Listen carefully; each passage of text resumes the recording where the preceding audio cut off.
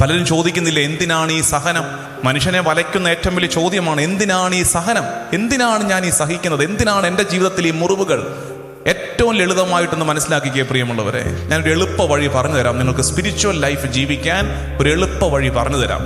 നിങ്ങളുടെ ജീവിതത്തിൽ ഒരു സഹനമുണ്ടെങ്കിൽ, കുട്ടികൾക്ക്, യുവജനങ്ങൾക്ക് ജോലി കിട്ടുന്നില്ല, കുട്ടികൾക്ക് പഠനത്തിലെ ബുദ്ധിമുട്ട്, അല്ലെങ്കിൽ എന്തെങ്കിലും ഒരു സഹനം, കുടുംബജീവിതത്തിൽ സാമ്പത്തിക ഞെരുക്കം, രോഗദുരിതങ്ങൾ, ഒരു സഹനം, ഒരു ബുദ്ധിമുട്ടിലൂടെ കടന്നു പോകുന്നുണ്ടെങ്കിൽ, ദൈവജനമേ, നമ്മൾ ഏറ്റവും ആദ്യം ചെയ്യണമെന്നറിയാമോ? ഏറ്റവും ആദ്യം ചെയ്യേണ്ട കാര്യം, ഈ സഹനം പാപഫലമല്ലെന്ന് ഉറപ്പുവരുത്തണം.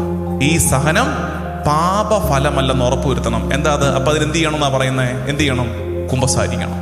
ഒരു നല്ല കുമ്പസാരം നടത്തി പരിശുദ്ധ കുർബാന അർപ്പിച്ച് ഈ സങ്കടം പറഞ്ഞു പ്രാർത്ഥിച്ചിട്ട് ആ സങ്കടം മാറിയില്ലെങ്കിൽ, ആ സഹനം മാറിപ്പോകുന്നില്ലെങ്കിൽ എന്ത് മനസ്സിലാക്കണം?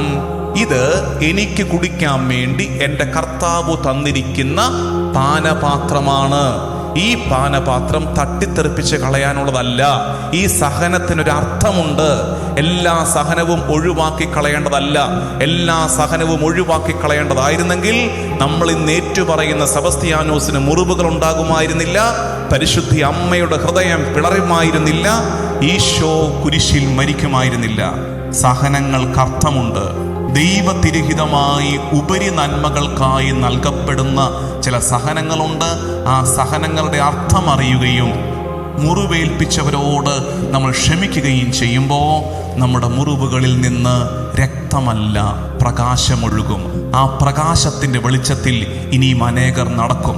സെബസ്ത്യാനോസിന് ആ മുറിവ് ഒഴിവാക്കാമായിരുന്നു. പക്ഷെ സെബസ്ത്യാനോസ് ആ മുറിവ് ഏറ്റെടുത്തത് കൊണ്ട് ഇന്നും ഒരുപാട് പേർക്ക് സെബസ്ത്യാനോസ് അഭയമാകുന്നു, അത്താണിയാകുന്നു. സെബസ്ത്യാനോസ് ആ മുറിവ് ഒഴിവാക്കിയിരുന്നെങ്കിലോ ഇന്ന് നമ്മൾ സെബസ്ത്യാനോസിനെ വണങ്ങുമായിരുന്നില്ല. മുറിവുകൾക്ക് അർത്ഥമുണ്ട് പ്രിയമുള്ളവരെ. എല്ലാ സഹനവും ഒഴിവാക്കപ്പെടേണ്ടതല്ല.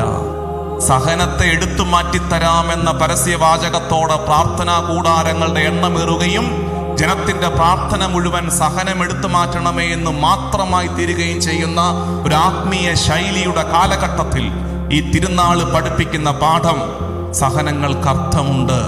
പാപഫലമല്ലാതെ നീ അനുഭവിക്കുന്ന സഹനങ്ങൾക്ക്, നീതിമാന്റെ സഹനങ്ങൾക്ക് അർത്ഥമുണ്ട്. ആ സഹനത്തിലൂടെ ഒരു നന്മ ഇതൾ വിരിയുമെന്ന് വിശ്വസിക്കണം. ഒന്നാമത്തെ ചിന്ത ഇതായിരുന്നു, മുറിവുകൾക്ക് അർത്ഥമുണ്ട്. മുറിവിൽ നിന്ന് രക്തമല്ല ഇനി ഒഴുകേണ്ടത്. എന്തൊഴുകണം? നമ്മുടെ മുറിവിൽ നിന്ന് എന്തൊഴുകണം? പ്രകാശം ഒഴുകണം. നമ്മുടെ മുറിവ് മറ്റൊരാൾക്ക് പ്രകാശമായി മാറണം.